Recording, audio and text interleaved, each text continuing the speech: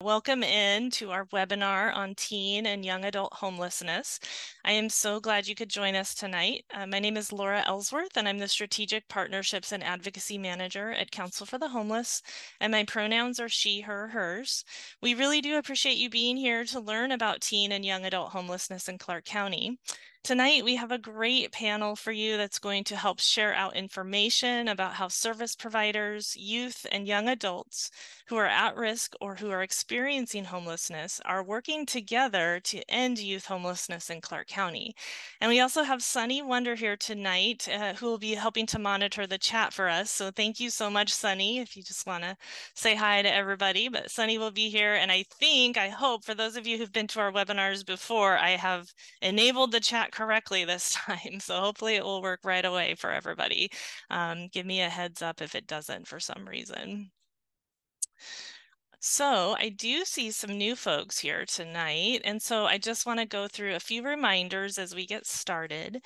The only people that you'll see and hear are us panelists, so please post any questions that you have in the chat. This webinar will be recorded and shared out afterwards on our website, and you can view those recordings and also previous webinar recordings anytime on our website that's listed here. Also, when we end tonight, a survey will appear in your browser. It's just 3 questions, and we hope that you'll take some time and take that survey. We really do appreciate you providing the feedback for us. It helps to keep us accountable, and it also does help inform our future topics. This was actually a topic that was suggested to us earlier this year. So tonight, we're going to be discussing the Anchor Community Initiative, what it is and how it came to be in Clark County. And that is the effort to address youth homelessness. We are going to learn about the how and why youth homelessness is different than adult homelessness. We're also going to cover who's doing the work and how they're doing it. And we're going to learn what solutions are working. And then we'll wrap up our time together with a surprise guest video and ways that you can help. So just as a basic starting point as we begin tonight, I want to provide some context for the numbers regarding teen and young adult homelessness. We had a little over 9,000 people experience homelessness in Clark County at some point last year. And of that, almost 1,600 were young people between the ages of 12 and 24. And statewide, it's estimated that about 13,000 to 15,000 young people are experiencing homelessness, which is the equivalent of nearly a quarter of the state's graduating class each year. And it should concern us all that so many of our young people who are just starting out in life are already without a place to live. So the circumstances that lead to youth and young adult homelessness can vary from person to person. They might be rooted in family conflict, like running away from an abusive family household or being kicked out for coming out as LGBTQ+. Other key contributing factors can be racial disparities and systemic inequities that disproportionately impact members of the BIPOC community.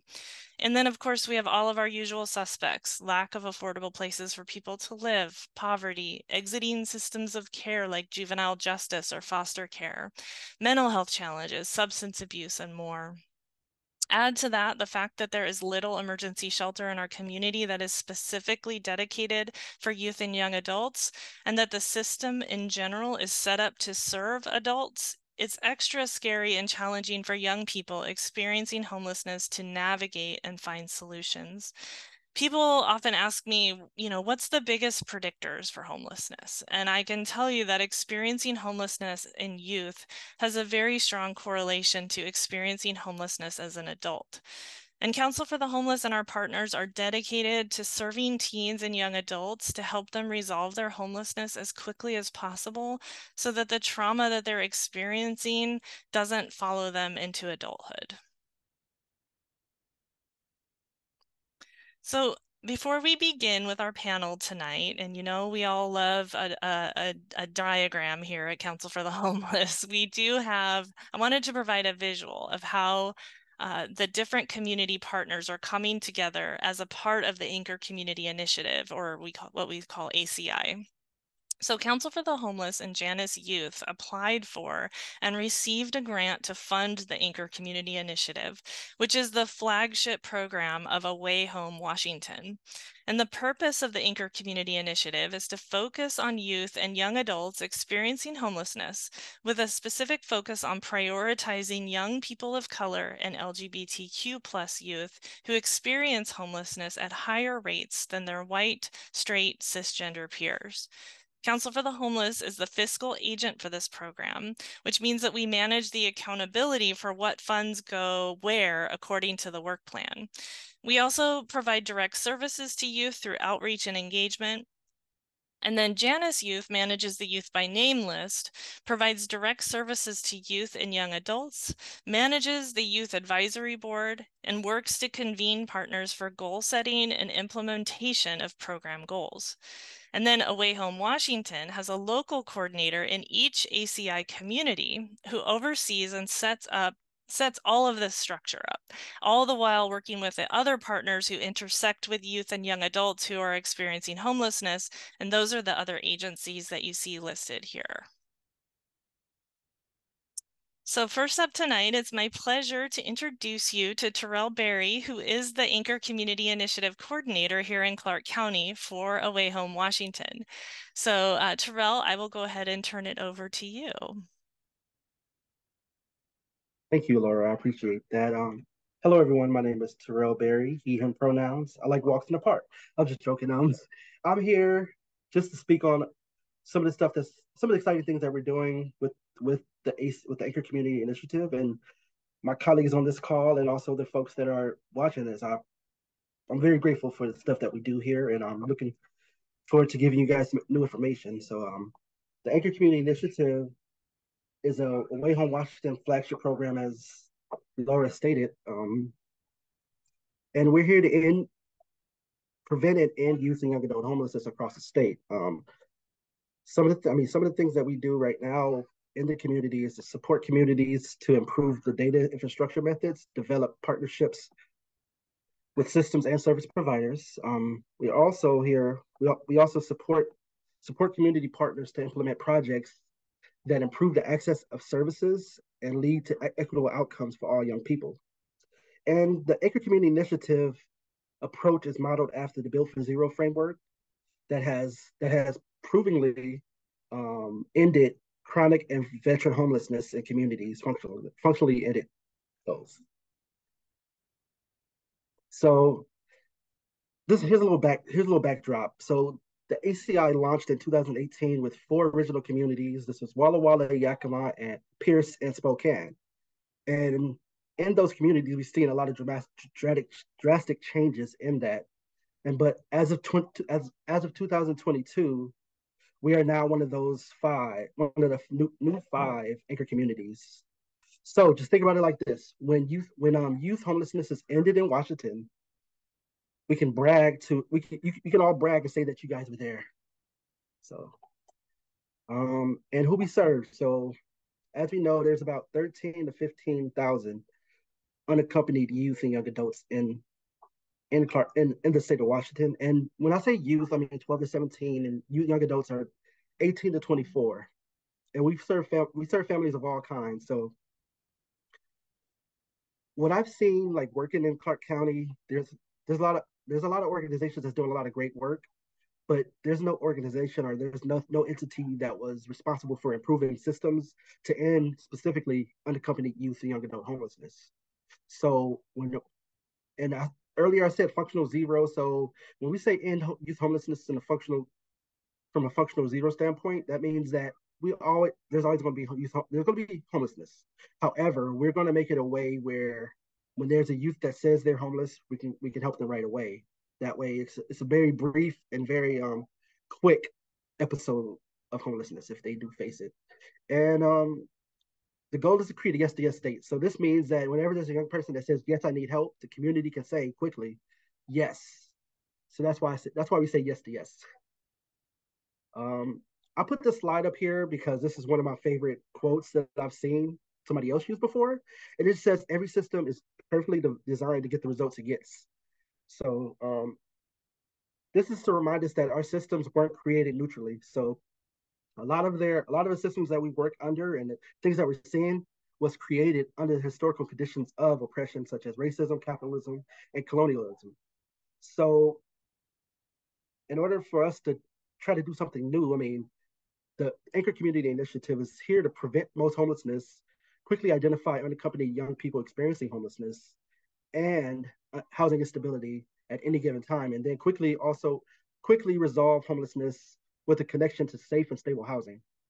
Um, all in short, for that part, Anchor Community Initiative is just redesign work. So as opposed to keep doing the same thing and banging our head against the wall, doing every single time, this is redesign work for us to do something different. We're going to be testing and learning what it truly takes to say yes to ideas, yes to change, and yes to young people. We're we're doing great work, but we need to build something new to get different results. So yeah.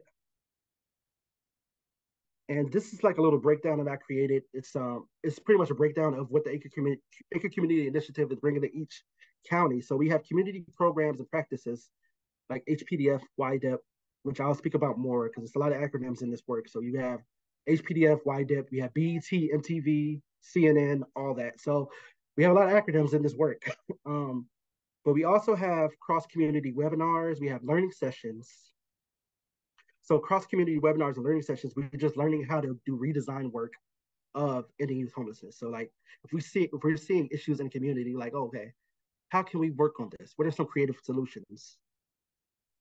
We also provide coaching and technical assistance. So we have a lot of coaching and technical assistance on data infrastructure. So seeing how folks can have reliable data.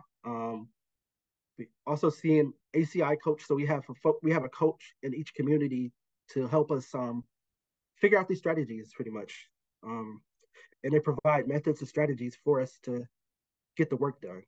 Um, if you look at the bottom three, we have three different teams that we have. So we have the core team, which is a large group of stakeholders across the county that work with homeless youth and other youth and young adults experiencing homelessness. The Youth Action Board is a governing body of youth with lived experience. So this is a paid board that my that my buddy Meg is going to talk about more.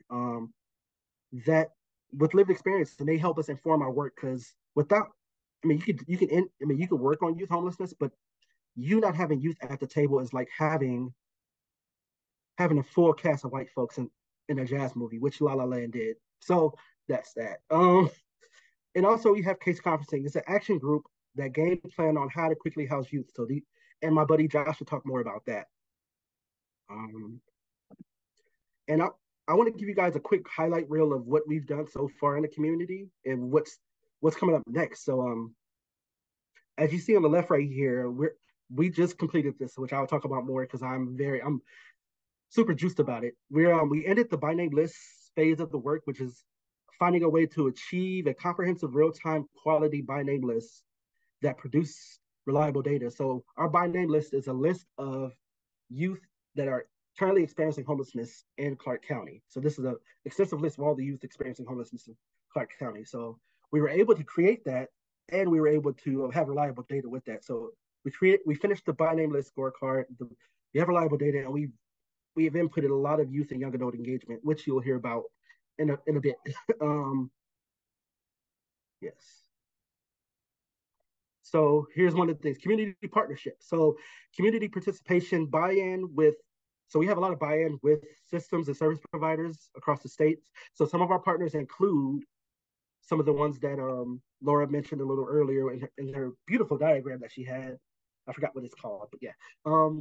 But some of our other partners include behavioral health, McKinney-Vento liaisons, juvenile rehabilitation, homeless youth service providers, local nonprofits, and buy-for organizations.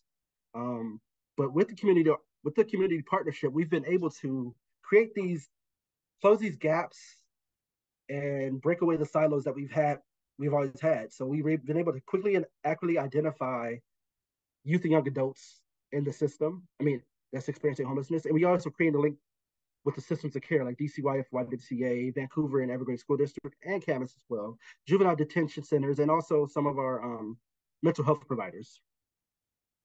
And we were able to we have HPDF and YDIP, which I was talking about earlier with the acronyms. Um, so HPDF is a Homeless Prevention Diversion Fund. So this is a new fund that we have that includes creative brainstorming, identifying solutions, which equals quickly secure quickly secure permanent housing. So we've seen that this has been used for security deposits, rents, utility assistance, storage, evictions, relocations, application fees, all that. And my buddy Brian, that's on the call, he's been one of the ones that's been kicking butt in it.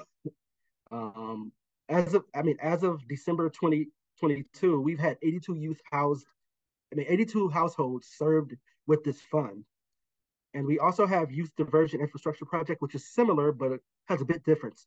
This stems off this is in response to the House Bill 1905, a bill that reduced homelessness for youth and young adults exiting publicly funded systems of care. And it's kind of new. We started late April or early April, and we've had 9 youth housed. And with this fund, we've been providers can obtain this flexible funding for young people through HPDF and YDIP through our physical administrators, Council for the Homeless, and our buddy Morgan. So that's that. So feel free to email me if you have any questions about that too. And then we were able to also complete the scorecard. So a scorecard with the by name list gives us a snapshot of local efforts in the community when supporting unaccompanied youth and young adults under 25. 47 questions. We were able to identify target areas for improvement. We was also able to build system coordination to track the movement of all young people experiencing homelessness. It was hell for us, but we started off with only 8 yeses, and it felt like a failure for our community. But we were able to knock that out. We're the first community to do it. So yeah, and then I'm almost done. I know I'm a little bit over. Um, we have a lot of reliable data. I mean, we were the first community of the cohort 2 to have reliable data. So with reliable data, you're like, what is reliable data? I thought all data is reliable, but it's not. So with reliable data, we were able to we can say that we have timely, accurate, and complete data collection, especially with current living situation and SOGI data. So SOGI is another acronym, sexual orientation and gender identity. So we're able to track that now. That's one of the required fields for youth services. So now we can know these are youth. How many youth are experiencing homelessness that identify as non-binary or LGBTQI. Um, we also have we've been able to create uniform data transformation process. So we're able to know inflow, active homelessness, and outflow. So inflow, how many youth are experiencing homelessness or that are coming into the system, actively homeless, like how many people are homeless, and then outflow is like how many are we getting out of the system. And regular maintenance of we've been able to have regular maintenance of the by name list that I was talking about that Josh should talk about a little bit more through case conferencing and the list management. So with all that said, this is a community effort. This is community data that we were able to grab, and it's allowing us to make changes on a macro level with the information that from the work that you guys do. So what's next in Clark? There's a lot next in Clark's, but specifically speaking, we're done with this as I was saying, and we have we have accurate data for necessary for things to do certain changes. So now that we're at that point, right now in real time, we're able with the information that we have, we're able to set specific short-term goals to drive reductions in homelessness, including around reducing disproportionality. So we're doing a lot of reduced testing projects. So we're going to find creative ideas for unsheltered housing placements. We're going to improve disproportionality, not just saying that we have it, but improve on it, such as we have events like the trans clothing drive, and we have a BIPOC free haircut event coming up where we're going to try to meet with a lot of youth and tell them about our services, but also get a free haircut and some food. And Megan will talk about more about that. And we also have case conferencing, which Josh is doing, where we're able to emphasize, or we've been able to emphasize the youth experiencing homelessness that are BIPOC or LGBTQI. And we're also going to expand access to affordable housing and use youth engagement ideas. And after that, we're going to try to confirm to zero, have equitable outcomes, and sustain the great things that we're doing already. Lastly, I had to put this up here. I know it says it's like a double negative or whatever grammatically, but who doesn't like Snoop? The kids love Snoop too now. So I had to put that up there. The work the work thrives on communication, shared responsibilities, and an audacity to try. When we talk about system change, one of the biggest game changers is shifting the culture. It takes a lot longer than the youth by name list in a constant flux. So we're all in this together, like High School Musical. We're here to do it together, and I'm looking forward to meeting all you guys and having some tea time with all of you. And here's my information, and that's my TED Talk.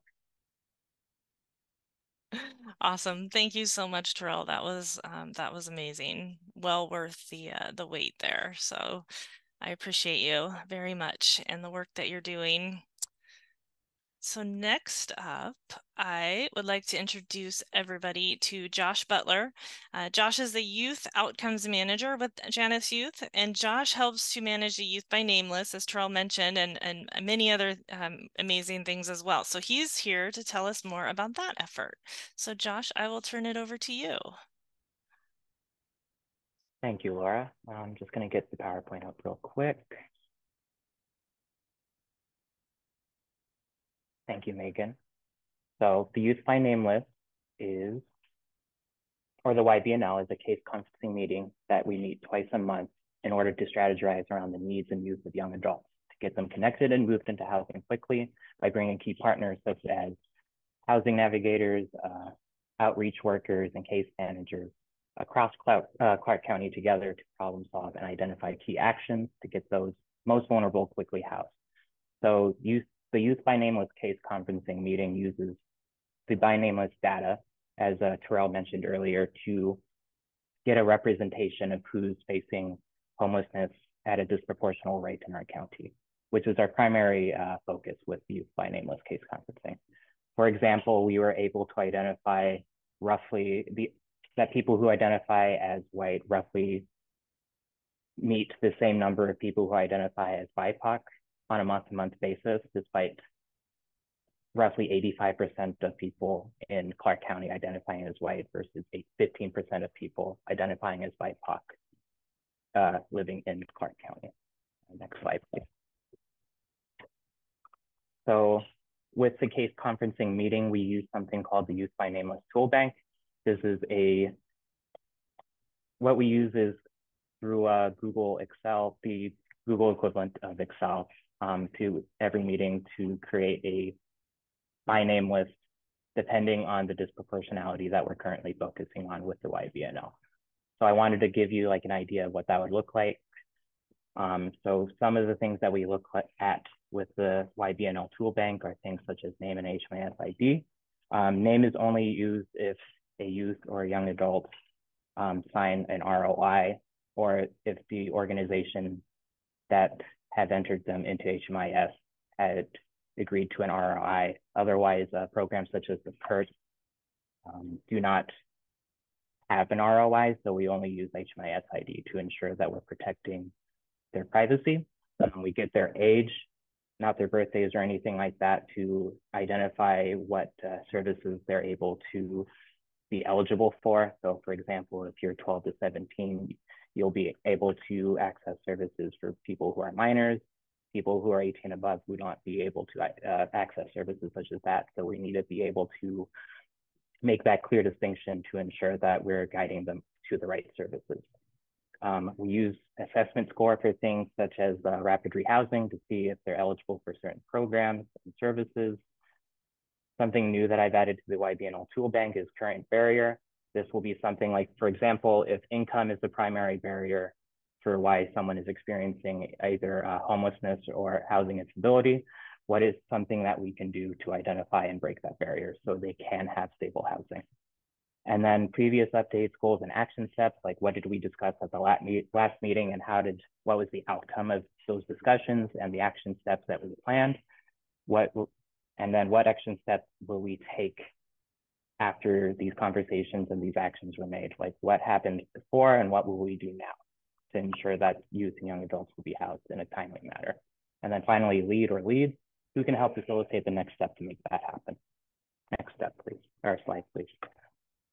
So data and the individual. What I really like about the Youth by Name list case conferencing meeting is that it takes the macro of data So for example, like with my previous mention, we could see in our community that the people who identify as white and people who identify as BIPOC enter into homelessness at a roughly even level. So that is like the macro that we're able to identify in our community. But with the youth by name list case conferencing meeting, we still look at each youth and individual young adult individually, so that we're not using a one size fits all solution. Everyone has their own story. Everyone has their own pathway towards exiting homelessness, and we want to respect everyone's individuality in that process. And the reason for this, the example I gave here is for LeBron. So LeBron James is a very famous NBA player who's played for 20 seasons or 1,021 games in the NBA. So for his NBA career, he's averaged 27 points, 7 assists a game, and roughly 7 rebounds per game. He has never had a single game of 27 points, 7 rebounds, or 7 assists. So you can't just take the averages that are taken from samples and then try to fit a solution with that. You might not ever find a person that meets that average. So you need to make sure that you know who the individual is, what their story is, and that is the key to make them exit homelessness in a timely manner. Next slide, please. And then finally, I just want to give a quick shout out to organizations and programs that are currently participating in the YBNL case conferencing meeting. Away Home Washington by our very own Terrell Berry, who helps facilitate the meeting with me. Catholic Community Services, Children's Home Society of Washington, Columbia River Mental Health, Council for the Homeless, Janus Youth Program, Legal Counsel for Youth and Children, or LCYC, Lifeline Connections, Outsiders In, SHARE, Transitional Youth, and the YWCA for Cloud County. We're always looking for more organizations to participate in Youth by Nameless case conferencing. So next slide, please. If you want to reach out to me and you're interested in to learn more about the Youth by Nameless case conferencing, my email is jbutler@janusyouth.org, and my number is 360-901-9534. Thank you. Thank you so much, Josh. And if you want to post that, oh, somebody did post it in the chat. Terrell, thank you. All right, that was fabulous. Thank you. I'm going to turn it over next to Megan Griffith from Janus Youth Programs. She's the Youth and Community Engagement Manager. And I think, Megan, I'll just let you go ahead and screen share since you've got a PowerPoint to share as well. So I'll turn it over to you.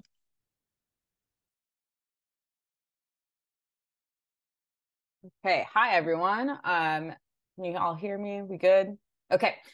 So as Laura mentioned and both my buddies mentioned, I have been working with the Youth Action Board now since January. So I wanted to talk a little bit more about what that is instead of this, vague entity. So it first started in 2019 by Terrell, long before the ACI was here. And where it came from is a desire to work on fighting ageism mostly. And, it's like this revolutionary idea that if you ask young people what they need in services and what would be more helpful, and you listen to those ideas, that it actually works out. So that's sort of where this all came from, of like, hey, let's actually ask young people and center those ideas. And so the Youth Action Board today shifted its focus in 2022 when someone is knocking on my door, when it became when we became an anchor community initiative. And so we shifted focus from being just a Janus youth program in the housing department. Forgive my dog. The tamale woman is at my door. She's really lovely, but I'm not going to buy tamales right now. So it shifted focus, working to align with the Anchor Community Initiative, and meaning that it expanded beyond just individuals that were in the Janus housing program to be any individual between the ages of 12 to 24 who are experiencing homelessness or housing instability. And so this is a paid opportunity. And so we believe that any time that a youth is contributing, one second.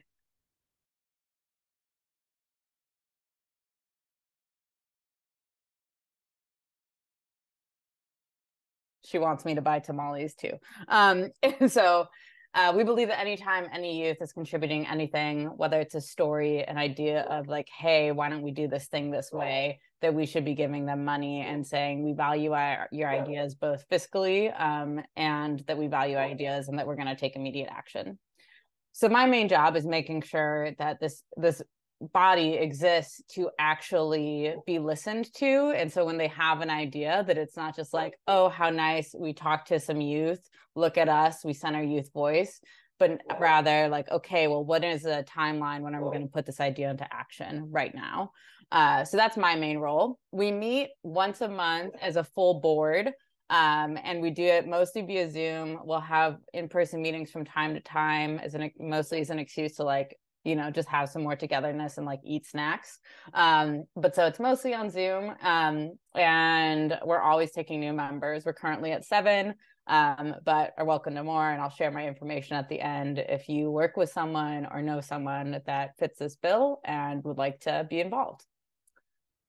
So we sort of have these 4 main facets of what we do: outreach, advocacy, facilitation, and awareness. And this is sort of shaped out of when I came on. It was, you know, small. We were figuring out what we're doing, and based on what you thought were needed in the community has sort of shaped this whole entity. We kind of think of ourselves as we're like partners with Janus, we're partners with Away Home Washington and Council for the Homeless, but we're also our own entity. And so outreach looks like events. Terrell's mentioned some that we've done, and I'll go into detail about those in a second.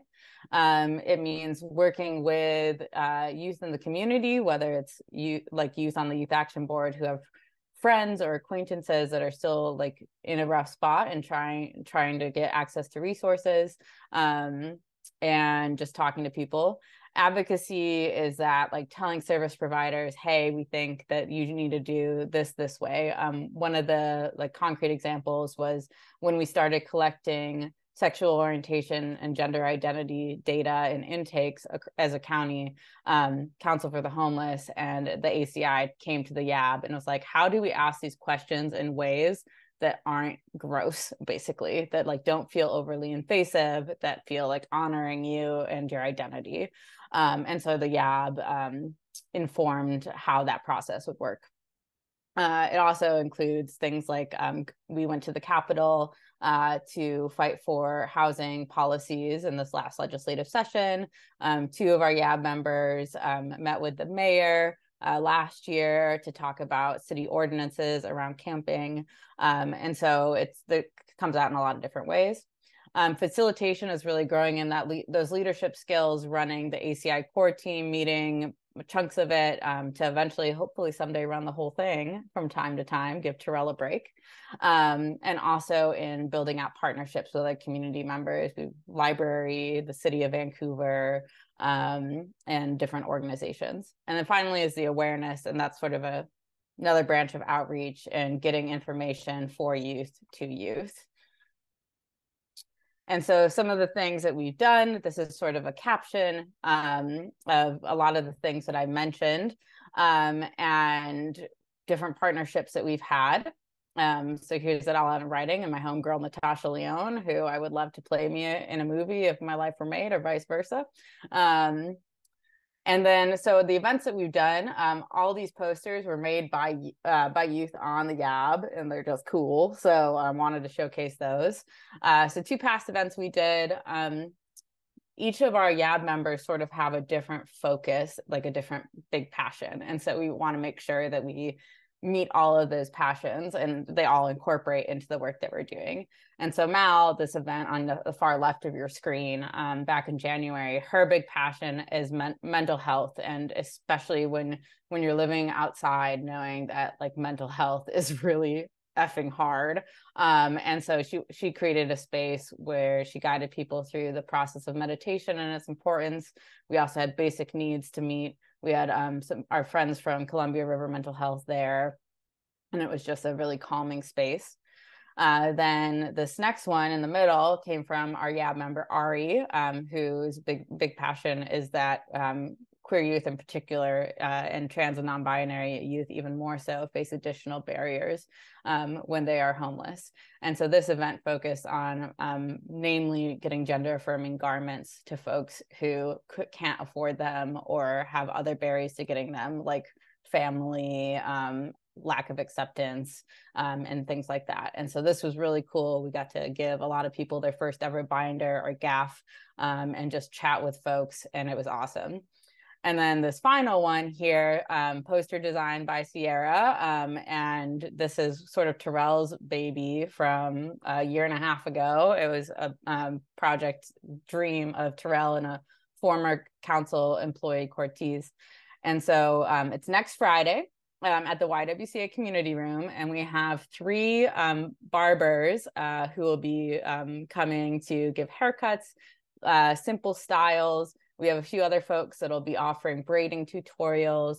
We'll have food. We've got several different partners in the community coming for different resources, and like signing up for Apple Care, signing up for food stamps, getting school supplies, getting hair care products for textured hair. So it's like really cool. We got a lot going on. So if y'all know anyone that any BIPOC youth that could really benefit from this and focus on community, like send them our way. It should be really fun. So that's sort of YAB in a nutshell. Here's my information, and we'll put it in the chat as well. We also have a YAB Instagram that is run by one of our YAB members and me sometimes, but I prefer when it's a YAB member because they're better at it. And so we're like happy to get connected anywhere. And I'm happy to answer any questions via email or whichever. So thanks so much, y'all. Thank you so much, Megan. That's awesome. Clearly, I need to start using GIFs in my PowerPoints is what I'm learning from you all here tonight. So you guys are the coolest. All right. Thank you so much for that information. I am going to now turn it over to my colleague, Brian Starbuck. He is our youth outreach worker with Council for the Homeless. He does direct street outreach with youth and young adults in our community who are experiencing homelessness, and he really works to build trust and get them connected to housing. So Brian and I are I'm just gonna ask Brian some questions, and then we're going to wrap up tonight with some questions for everybody that I want to put out there, all of our panelists. So, so Brian, let's get started. What are you seeing out there as a youth outreach worker? What I'm seeing right now is a huge impact the last 4 years has had on these youth. Just because most of the people that have been aging out into adulthood were in that 4 years where they weren't able to acquire the resources and supports necessary to be successful. Now we're in a situation where we have hundreds of youth who are experiencing homelessness in various different stages. Some who are out there on the street or in tents, and some who are couch surfing or in cars still. But in a nutshell, what I'm seeing right now is a huge effect from the last 4 years, and just no supports being in place for these youth and young adults. Yeah, and you're speaking kind of about the pandemic and the impacts of that. Yes, mostly. yes. Yeah. Being locked down, not being able to go to school, getting those social skills, maybe being able to go to work when you're 17, and those sort of things that normally would have happened, but just aren't happening or didn't happen at the time. Yeah. It's what a crucial age to be going through all that. It's just exponentially difficult impacts. So what is it like when you first meet up with somebody? How do you connect with them? Yeah, it normally starts with just conversations, phone calls, being consistent, talking to them, listening, being there for them, just to even if they have a phone call, just being there to answer their phone calls. Obviously, we have youth that are untrusting of adults, so it does take time sometimes for them to actually gain that trust. So essentially, it's just a consistency. Youth and young adults like to see consistency. It's some of the things that they've not had while they're growing up. So that's how I Yeah, build the trust. that's great. Yeah. I know another thing that you had mentioned when we were talking is, just, yeah, treating them as full humans and not defining them by their housing status at this moment in time. Um, what, how has your own life experience helped you do this job better? I think living in this community and growing up here most of my life and having a lot of life experience and live experience on the streets has given me insight on to what some of the people have gone through. I wasn't aware of the services that were available 20 years ago. And had I known, I mean, I'm sure my trajectory would have been differently. And basically, all in all, trying to make sure that these kids are getting the services and the knowledge that, hey, this is here for you when you need the help. So they don't end up on the streets for years and years and years, or developing, drug habits, or maybe getting tickets for camping and so on and so forth. Yeah, definitely. Uh, if there's one thing that you would like our community to understand about youth who are experiencing homelessness, what is it? I said, basically, what I kind of touched on at the beginning is that there really needs to be supports in place for these youth that are aging into adulthood. It, because essentially these are the people who are going to be running our country here in the next 10 years. And if we don't support them, they're not going to be able to support us later on in life. Um, these are our kids. These are our nieces, nephews, sons and daughters, and they all deserve a hand up. Absolutely. Yeah. Yeah, we're all better off when everyone has a safe, stable home. So, well, thank you so much, Brian. And I'm going to open up that question to Megan and Josh and Terrell as well. If there's one thing that you would like our community to understand about youth homelessness, what would it be? And Megan, I'll start with you.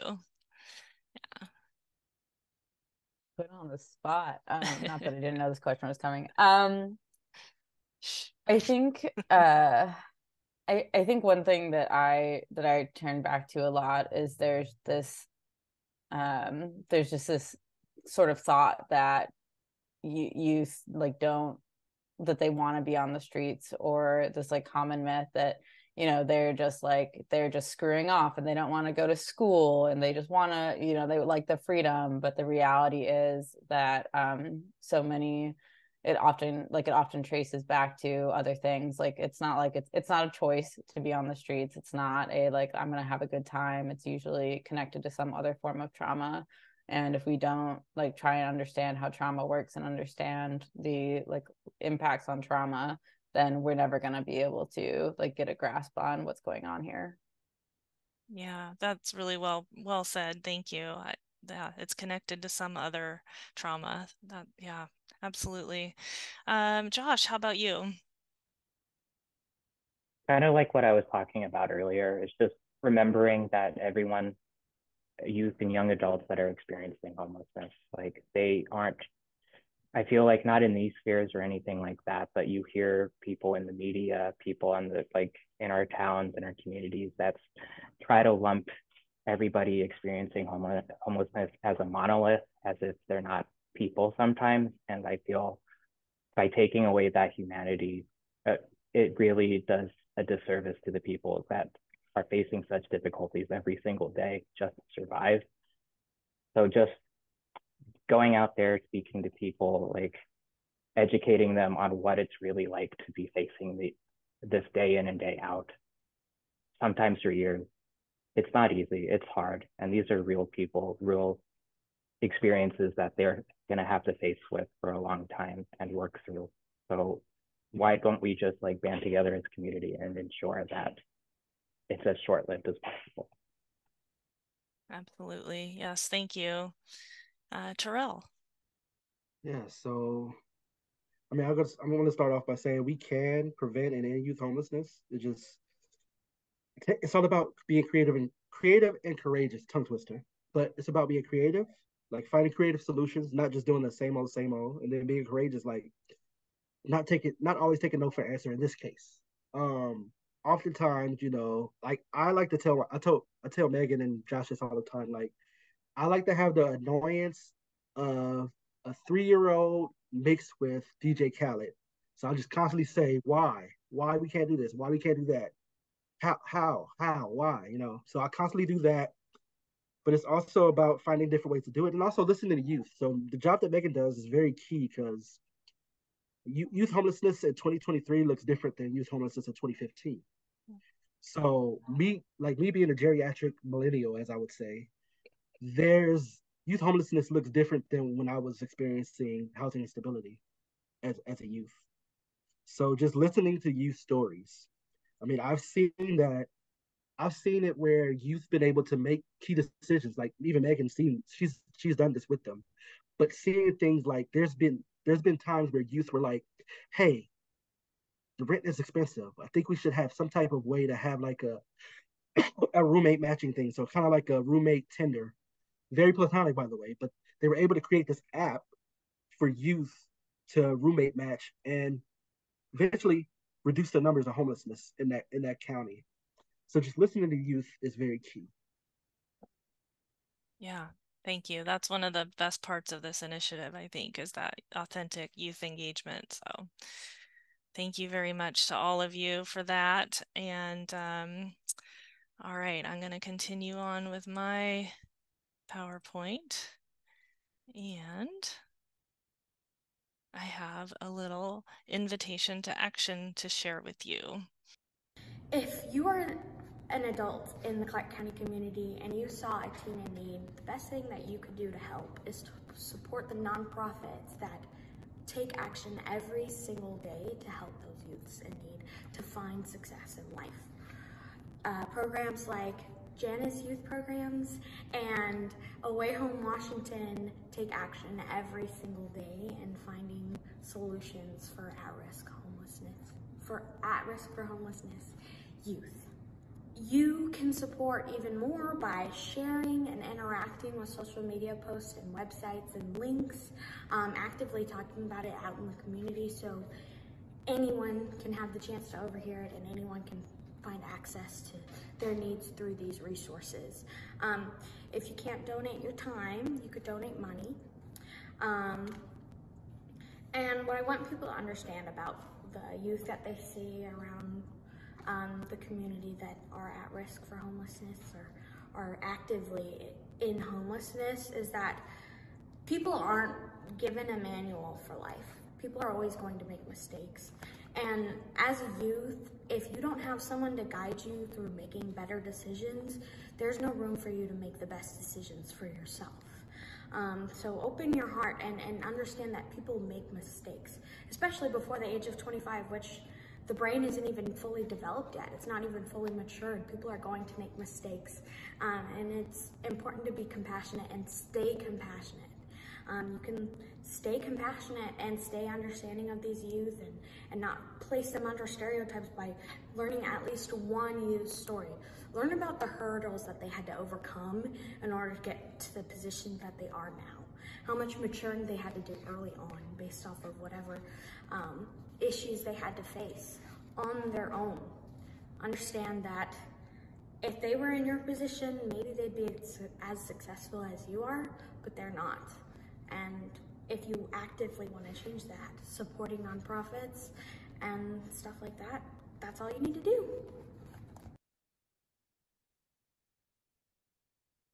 All right. So that was Sierra, and I apologize, the graphic there didn't show her full information, but that's Sierra, and she is a member of the core group. Megan, what's it called? Oh, it's not the Youth Advisory Board. Youth Action Board. We chose action instead of advisory because we're about doing. Okay, wonderful. Thank you. So yeah, that was Sierra. And, I just want to thank her and also this incredible panel of speakers tonight. As we wrap up our time together, Sierra and Council for the Homeless invite people who care about homelessness, people like all of you who are here tonight. We invite you into the community of the service providers that are doing this work. If your community group that you're involved with, or your faith community, or your neighborhood association, business association, wants to engage in solutions to homelessness, let us know. You can educate, you can let people know what you've learned tonight. You can share data, you can dispel myths and reduce stigma of homelessness. This webinar will be recorded, like I mentioned earlier, and we will send out the link to view it. It's on our website. You can go there anytime. This webinar will be uploaded likely tomorrow. And then we also have all the ones we've done before tonight up there as well that you can look at. Please watch it and share it. Share it out with colleagues and friends and family. One of the biggest things that happens that's just like 1,000 little cuts is like people will say things about people experiencing homelessness, and you just let those comments slide. And so our hope is that you can hear those things and start to say, you know, hey, actually, I attended this webinar and guess what I learned. You can also donate, you know, supplies, money, whatever time to the organizations that are working to help people resolve their homelessness. You've heard about several here tonight. There are so many different groups and agencies out there doing great work, and they each bring an important piece of the puzzle to the overall solutions, and they do need support. And donating to a group doing this work or an agency is also a really good way to leverage your dollars to make them go farther, because you're supporting the people with the training and expertise to do this work. And then last but not least, be kind to the people that you see on the streets. They're usually either treated as if they're invisible or with fear and anger. And so that kindness really goes a long way. And I know we end our webinars often with this, but it really is true. So again, thank you so much to all of our panel tonight and to Sierra for sharing our invitation to action. You can reach me at this info here, and I'll also put it in the chat. Thank you for attending. We will definitely see you next time. So I hope everyone has a wonderful night, and thanks again.